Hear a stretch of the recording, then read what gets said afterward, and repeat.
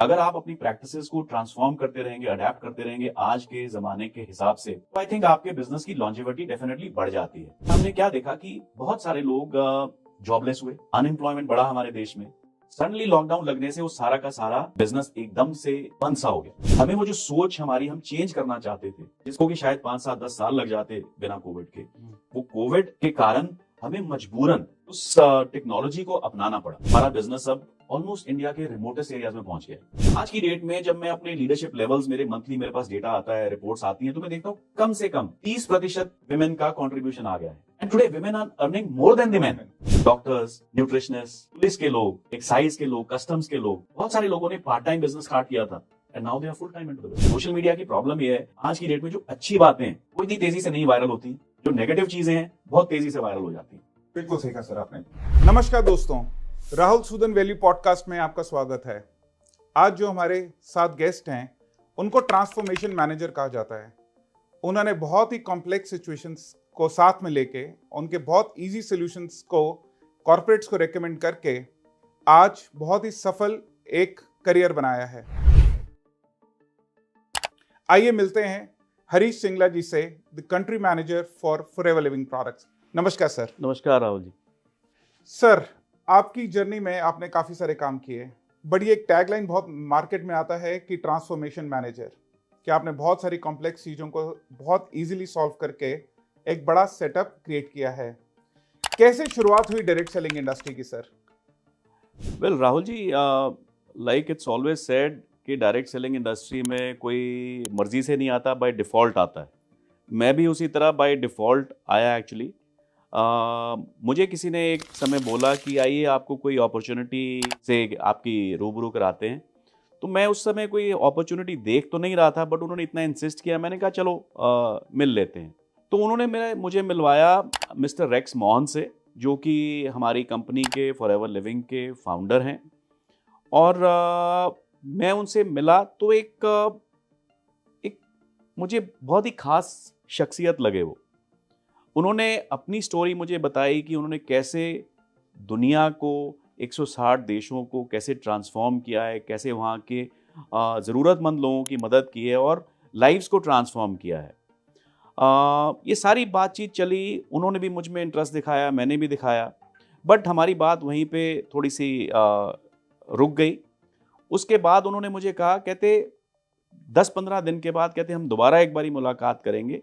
कहते तब तक तुम ये सोचो कि तुमने अपनी ज़िंदगी में कितने ट्रांसफॉर्मेशनल काम किए जहाँ पे आपने लोगों की लाइफ चेंज की हो। तो बेसिकली उनका सवाल ये था कि शेयर होल्डर की लाइफ नहीं, स्टेक होल्डर की लाइफ नहीं, एम्प्लॉयज़ की लाइफ नहीं, बट आम जनता की लाइफ को आपने कैसे इम्पैक्ट किया है अपने अभी तक के करियर में। तो ये बात मुझे कहीं ना कहीं मेरे दिल को लगी और मैं सोचता रहा उसके बाद। तो मेरे ख्याल करीबन 2 हफ्ते बाद उनसे एक बारी दोबारा मुलाकात हुई। तब उन्होंने मेरे से पूछा, तो उनका सिर्फ एक जवाब था। वो कहते, क्या तुम हमारे साथ मिलके भारत के लोगों की लाइफ ट्रांसफॉर्म करना चाहोगे? और मुझे लगा कि मैं इस अपॉर्चुनिटी को ना नहीं कर सकता। दैट इज हाउ मेरा एंट्री हुआ डायरेक्ट सेलिंग में। Great sir. सर, एक बड़ा कॉर्पोरेट में एक टर्म यूज की जाती है जिसे कहा जाता है फाउंडर्स डिलेमा। फाउंडर्स चाहते हैं, उनका एक विजन होता है और वो एक विजन के साथ एक ऑर्गेनाइजेशन को लॉन्च करते हैं। फिर कहा जाता है एक मैनेजर्स डिलेमा, कि अब वो विजन को रिजल्ट में कैसे कन्वर्ट करें।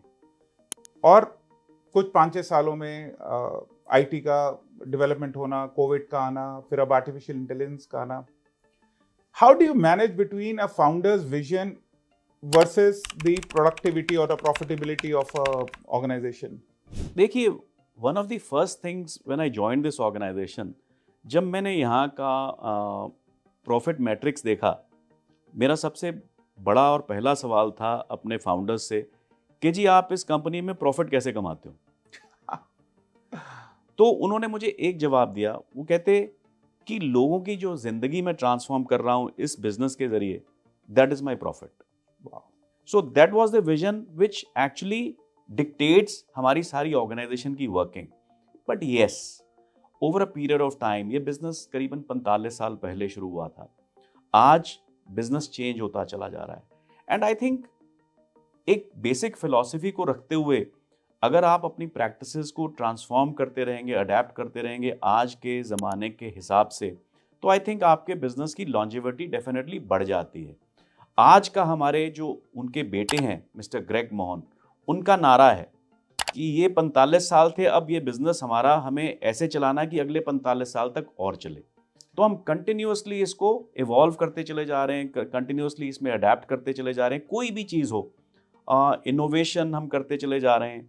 And I think we are all set for next 100 years. वाह, next 100 years is a big thing, और 160 देशों में होना आई थिंक उससे बहुत बड़ी बात है। सो how does India business rank up globally 160 countries के बिजनेस में? इंडिया का क्या लगता है? वेल, राहुल जी, जब मैंने टेक ओवर किया था, हम जो फॉरएवर की दुनिया में 5वें स्थान पे थे, और आज हम इस साल नंबर 2 पोजीशन पे क्लोज करेंगे। सो हमने 3 रैंक्स जंप किए हैं, और मैं देख रहा हूं कि अगले साल भर में हम नंबर 1 होने का दावा रखेंगे फॉरएवर की दुनिया में। 160 देशों में नंबर 1 होना बहुत बड़ी बात है, वो भी शायद ऐसी ऑर्गेनाइजेशन जो पिछले 45 साल से चल रही हो, क्योंकि इंडिया में देखा जाए तो 20-22 साल का एक एक्सपीरियंस है आपकी कंपनी को इंडिया में ऑपरेट करने का, और 2-2.5 साल समझे तो जब पूरी तरह से लॉ एक अपने रूप लेने पे शुरू हुआ है। क्या रीजंस रहे सर इंडिया की इतनी मैसिव ग्रोथ में एफएलपी की डिवीजन के लिए? वेल, देखिए, मल्टीपल रीजंस हैं राहुल जी। सबसे पहला प्रमुख रीजन है कि एक तो इंडिया में हेल्थ और वेलनेस की जो मार्केट है, इट वाज ऑलरेडी ग्रोइंग, और कोविड के दौरान ये मार्केट में जो लोगों को अवेयरनेस हुई है, बहुत ज़्यादा अवेयरनेस बढ़ गई है, और हमारे जैसी कंपनी के प्रोडक्ट्स को उनसे बेनिफिट मिला है। बिकॉज हमारे जो प्रोडक्ट्स हैं purely health and wellness oriented products हैं, ट्राइड एंड टेस्टेड प्रोडक्ट्स हैं। इन प्रोडक्ट्स की ऑलरेडी मार्केट में बहुत डिमांड है, और कोविड के दौरान इट इंक्रीज्ड। दूसरा, हम जैसे बिजनेस अपॉर्चुनिटी प्रदान करते हैं लोगों को, जो हमारे डिस्ट्रीब्यूटर्स रहते हैं, उनको एक अच्छे बिजनेस की तलाश रहती है जिन लोगों को भी।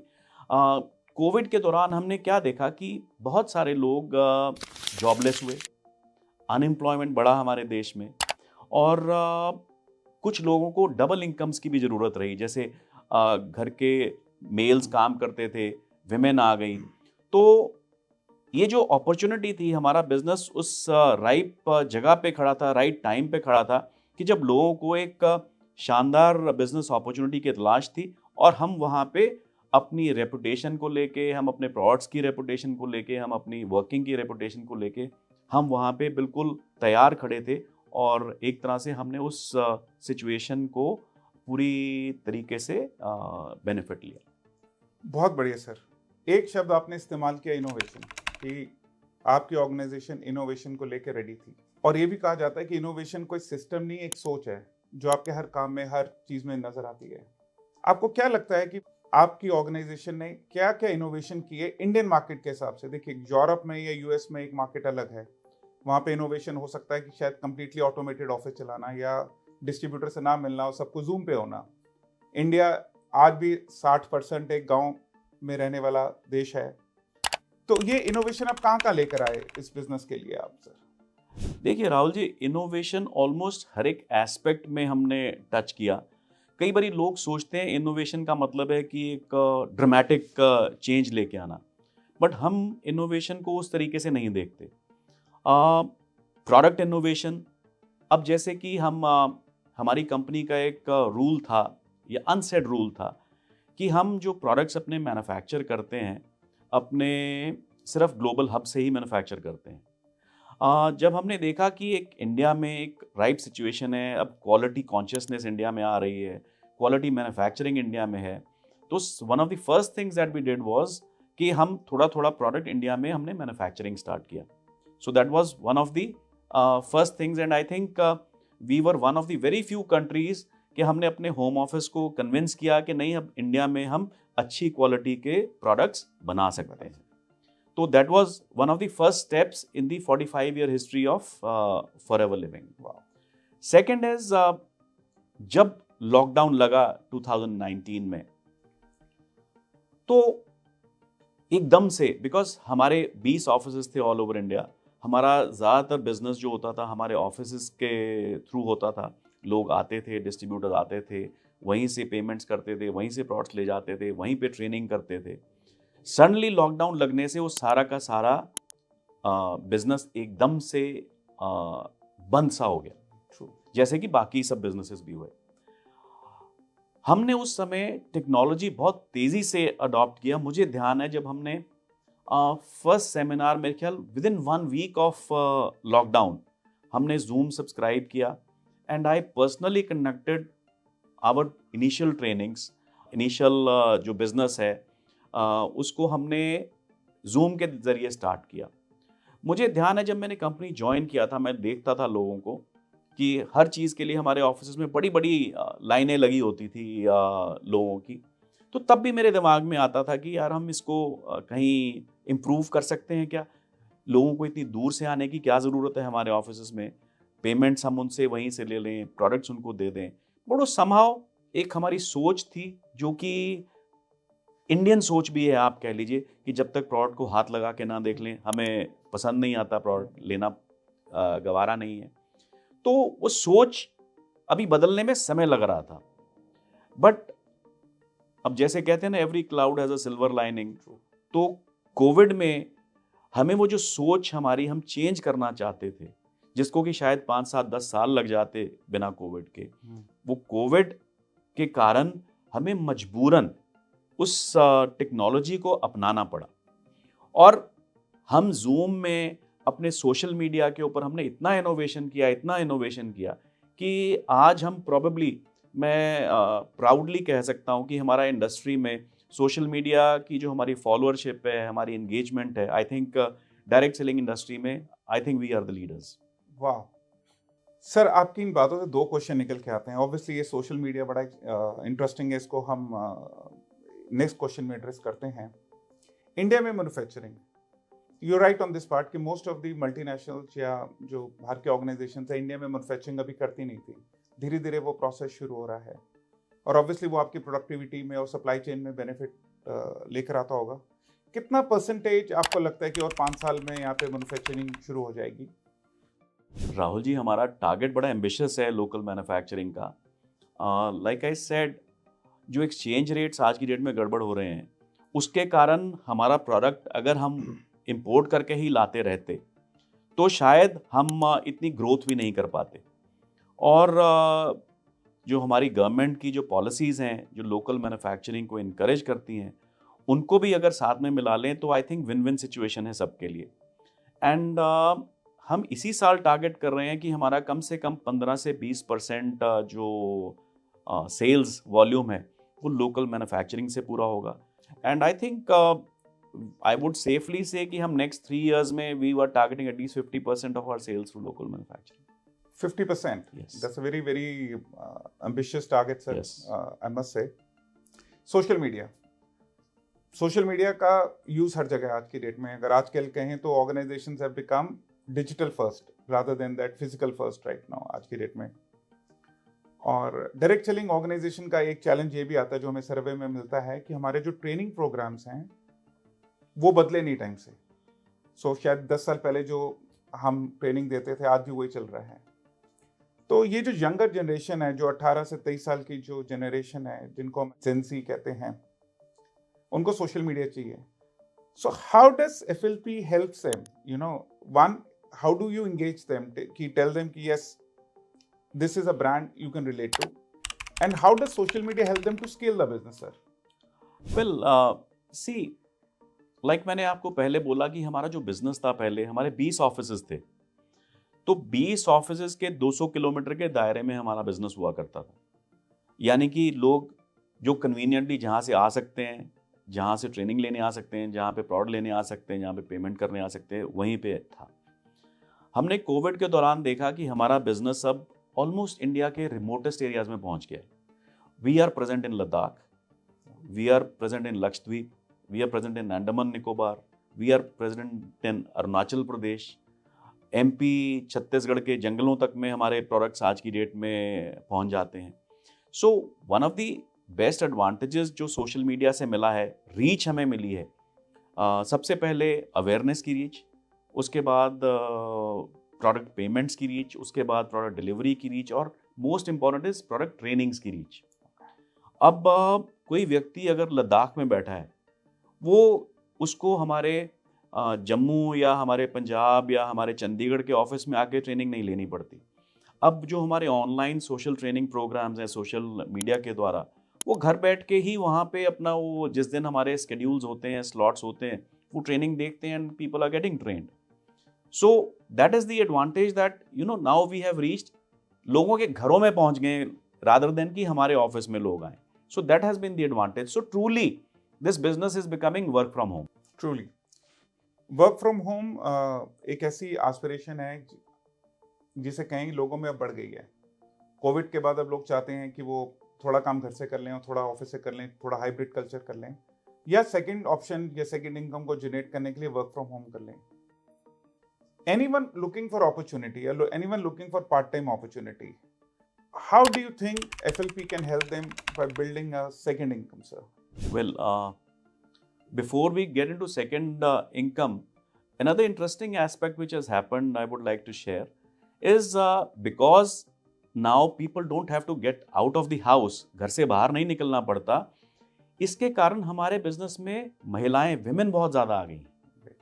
So I think we are in direct, support of government's philosophy of women empowerment.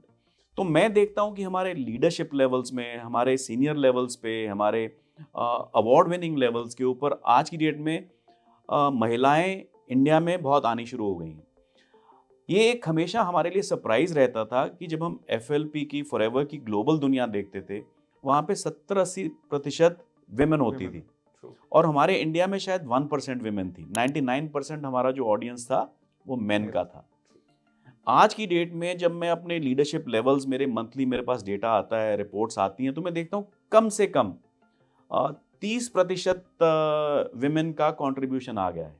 तो this has been, I think, again one of the indirect fallouts of COVID. जब हम लोगों के घरों में पहुंचे, जब लोगों को, जब विमेन को, महिलाओं को अपने घर से पेमेंट करने का सिस्टम मिल गया, अपने घर पे प्रोडक्ट पहुंचने का सिस्टम मिल गया, अपने घर पे ही बैठ के ट्रेनिंग का सिस्टम मिल गया, अपने घर से ही बैठ के लोगों को प्रोस्पेक्टिंग का बिजनेस मिल गया कि प्रोस्पेक्ट कैसे करना है, लोगों को अप्रोच कैसे करना है प्रोडक्ट्स के लिए, अपॉर्चुनिटी के लिए। I think it has been a real eye opener for people. और जैसा कि आपका सवाल था कि part time incomes, well yes, पहले तो एक तो नीड ही है। अब जैसे किसी भी फैमिली में when women get added to the income kitty in the family, so that gets added as a second income. But हमने क्या देखा है, स्पेशली मैं देख रहा हूँ हमारे साउथ इंडिया में, जो मेन थे वो कहीं काम कर रहे थे, विमेन ने काम स्टार्ट किया, and today women are earning more than the men. And what has started happening is कि जो मेन का जो स्पेयर टाइम होता है वो एक्चुअली विमेन को हेल्प करते हैं अब साथ में। Initially this business may have been frowned upon, but क्योंकि लोगों को पसंद नहीं था कि औरतें बिजनेस में पढ़ें, औरतें इधर जाएं, लोग घर से बाहर निकलें थोड़ा बहुत भी। But I think over a period time जैसे जैसे इनकम बढ़ा उनका, तो उनको मेन का भी सपोर्ट मिलना शुरू हो गया। तो एक तो ये कॉन्टेक्स्ट है इनकम का, पार्ट टाइम अपॉर्चुनिटीज़ का। मेन ने अपने बिजनेस नहीं छोड़े, अपने काम नहीं छोड़े, but they are supporting their women. Second is because now it is more work from home, लोगों को बाहर नहीं जाना पड़ता, ट्रैवल नहीं करना पड़ता, जैसे कि शायद 5 साल पहले करना पड़ता था इस बिजनेस को डेवलप करने के लिए। तो जो लोग एग्जिस्टिंग काम अपना कर रहे हैं, उसके अलावा मॉर्निंग्स में, इवनिंग्स में, वीकेंड्स के ऊपर इस काम को अडॉप्ट करने की कोशिश कर रहे हैं, और बहुत सारे लोग सक्सेसफुल भी हो रहे हैं। और हमारे बिजनेस में कई ऐसे लिविंग एग्जाम्पल्स हैं जहाँ पे मैंने देखा है डॉक्टर्स, न्यूट्रिशनिस्ट, पुलिस के लोग, एक्साइज के लोग, कस्टम्स के लोग, बहुत सारे लोगों ने पार्ट टाइम बिजनेस स्टार्ट किया था, and now they are full time into the business. Excellent sir. एक क्वेश्चन इन चारों पांचों चीजों को मिला के, training, social media, young generation. आज की यंग जनरेशन जब सोशल मीडिया पे जाती है तो वो कई बार कंफ्यूज हो जाती है। जब कोई सोशल मीडिया पे वो देखते हैं कि डायरेक्ट सेलिंग के बारे में कुछ कोई गलत कह रहा है, या उसका वो इंटरप्रिटेशन गलत दे रहा है। अब इसे उसकी परसेप्शन समझें या छवि समझें, तो एक जो शख्स पार्ट टाइम ये बिजनेस शुरू करना चाहता है वो कंफ्यूज हो जाता है कि किसको ठीक समझे और किसको गलत समझे, किसको सुने किसको ना सुने। क्योंकि जैसे आपने कहा सोशल मीडिया सबसे बड़ा हथियार भी है और सपोर्ट एजुकेशन सिस्टम भी है। तो आप अपनी ट्रेनिंग फोर्स को, अपनी फील्ड फोर्स को, अपनी टीम को, डिस्ट्रीब्यूटर्स को इसके लिए कैसे रेडी करते हैं कि कैसे ज्ञान देखना चाहिए सोशल मीडिया पे, किसको ढूंढना चाहिए? देखिए, जैसा आपने सही कहा, social media is a double edge sword. उसमें अच्छाइयाँ भी हैं और बुराइयाँ भी हैं। One must know how to manage social media well, क्योंकि हर एक व्यापार की तरह कई बारी मैंने क्या देखा है, डायरेक्ट सेलिंग को ज़्यादा नेगेटिवली पेंट कर दिया जाता है। अनफॉर्चुनेट पार्ट है बहुत सारी दूसरी जगहों में भी, बिकॉज मैं एक ऐसे एक्सपीरियंस से आया हूँ कि मेरा ऑलमोस्ट 25 साल का एक्सपीरियंस नॉर्मल बिजनेस में रहा है। सिर्फ लेटेस्ट एक्सपीरियंस अब मेरा डायरेक्ट सेलिंग का है। So I know both sides of the coin. तो कई चीज़ें जो हम डायरेक्ट सेलिंग में हाईलाइट कर देते हैं वो बाकी जगह पे भी होती हैं, बट समहाउ हाईलाइट नहीं होती हैं, right? So direct selling business, because it is a little bit uncontrolled, कि जो डिस्ट्रीब्यूटर्स हमारे बनते हैं उनके ऊपर हमारा कंट्रोल नहीं रहता इतना ज़्यादा। तो जब मार्केट में जाके कोई 100 लोगों के पीछे एक व्यक्ति डिस्ट्रीब्यूटर आपका कोई थोड़ा सा भी गलत काम कर देता है मार्केट में, उसकी न्यूज़ बड़ी बन जाती है, राइट? अब प्रॉब्लम डायरेक्ट सेलिंग में क्या है, और डायरेक्ट सेलिंग में नहीं, मैं कहूँगा सोशल मीडिया की प्रॉब्लम ये है कि आज की डेट में जो अच्छी बातें हैं वो इतनी तेज़ी से नहीं वायरल होती हैं, जो नेगेटिव चीज़ें हैं बहुत तेज़ी से वायरल हो जाती हैं। बिल्कुल सही कहा सर आपने। आई थिंक ये बड़ा इंपॉर्टेंट पार्ट है अपनी फील्ड फोर्स को एजुकेट करने के लिए। और जैसे सर ने कहा, I think this becomes very important thing कि हम अपने लोगों को बताएं कि क्या ठीक है और क्या गलत है। सर, आप कुछ पर्सनल सवाल, 3 ऐसे इंस्टाग्राम चैनल जो आप फॉलो करते हैं सर। मैं एक्चुअली बड़ा ट्रैवल एंथुजियास्ट हूँ, so I follow lot of travel channels. मैं एंटरटेनमेंट बफ हूँ, मुझे मूवीज़ देखना बहुत पसंद है, तो I follow certain movie channels also, and definitely I follow, I am a big fan of mister Modi, and I follow one of his channels also. Great. 3 books जो आपको लगता है आप सबको, सब डायरेक्ट सेलर्स को, सब बडिंग एंटरप्रेन्योर्स को पढ़नी चाहिए? बहुत सारी बुक्स हैं राहुल जी, मैं तो मतलब I would not say one book, but I almost read one book a month, and one of the very good books has been atomic habits. तो लेटेस्ट जो मैंने पढ़ी है, हालांकि उस किताब में सब कुछ बड़ा स्टैंडर्ड है, बट इतना कंसाइसली और इतना कंसंट्रेटेड वे में उन्होंने एक्सप्लेन किया कि अगर कोई भी डायरेक्ट सेलर उस बुक को पढ़ेगा और उसमें से अगर 25% भी अपना लेगा, तो I think he can be a great direct seller. Great. Sir, आपने अपना प्रोफेशनल करियर और अपना प्रोफेशनल एक्सपीरियंस हमारे साथ शेयर किया, आपने अपनी ऑपरेशनल नॉलेज हमारे साथ शेयर की, और आपने पर्सनल अपने कुछ क्वेश्चन दिए। इस सेशन को एंड करने से पहले एक लास्ट बड़ा इंपॉर्टेंट सा क्वेश्चन, डायरेक्ट सेलर्स जो अपॉर्चुनिटी ढूंढ रहे हैं, जो पार्ट टाइम काम करना चाहते हैं, उनको आप क्या मैसेज देना चाहेंगे? जी राहुल जी, बहुत सारे लोग इस बिजनेस को ये समझ के आते हैं कि ये रातों रात करोड़पति बनने का बिजनेस है। मैं सिर्फ इतना बताना चाहूँगा कि ये बिजनेस रातों रात करोड़पति बनने का नहीं है। ये बिजनेस ऐसे लोगों के लिए है जो आम आदमी से डबल या ट्रिपल ज़्यादा मेहनत करना चाहते होंगे। ओके। बिकॉज हम इस बिजनेस में, एक हमारी सेल्स पिच रहती है कि जी इसमें कोई इन्वेस्टमेंट नहीं लगता, इसमें कोई मशीन नहीं लगती, इसमें कोई फैक्ट्री नहीं लगती, इसमें कुछ नहीं लगता। मैं नॉर्मली बिजनेस सक्सेस को 3 सर्कल्स का वेन डायग्राम मानता हूँ कि आपका रिसोर्सेज है, आपके resources in terms of money, आपके resources in terms of equipment machines, and आपके resources in terms of effort, right? तो इस बिजनेस में दूसरे 2 रिसोर्सेज है वो नहीं लगते, ना ही पैसा लगे ना ही मशीनरी लगे, बट जो इन दोनों रिसोर्सेज का काम पूरा करने के लिए जो तीसरा रिसोर्स है आपका, जो एफर्ट है, इसका मतलब है कि आपको 3 गुना करना पड़ेगा। बहुत बढ़िया, बहुत बढ़िया तो सर। जब तक कोई व्यक्ति इस बिजनेस को लॉन्ग टर्म सोच के नहीं आता कि मैंने इसको लंबे समय तक अपना करियर बना के करना है, तब तक वो व्यक्ति इस बिजनेस में सक्सेसफुल नहीं हो सकता। हाँ, बहुत सारे लोग आएंगे, आते भी हैं, पास्ट में भी आए हैं, जो कि रातों रात करोड़पति बनने का सपना लेके आते हैं। उसके बाद जब करोड़पति नहीं बनते रातों रात, तो फिर वो एक इंडस्ट्री के लिए भी और कंपनी के लिए भी एक नेगेटिव जो न्यूज़ मॉन्गरिंग करते हैं वो करना शुरू कर देते हैं। Great sir. हरीश सिंगला जी का लास्ट में ये जो 3 शब्द इन्होंने कहे कि अगर मशीन नहीं लग रही, रिसोर्सेज नहीं लग रहे, पैसा नहीं लग रहा, लेकिन एफर्ट तो लगेगा। आई थिंक इसका कोई नाम होना चाहिए। From today onwards let's address this thing as Harish Singla ji growth circle and an effort programme.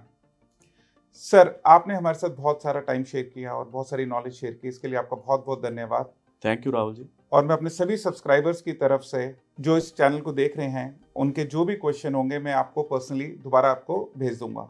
Sure, I thank would you be so glad much to for help. Having us. Thank you Rahul ji.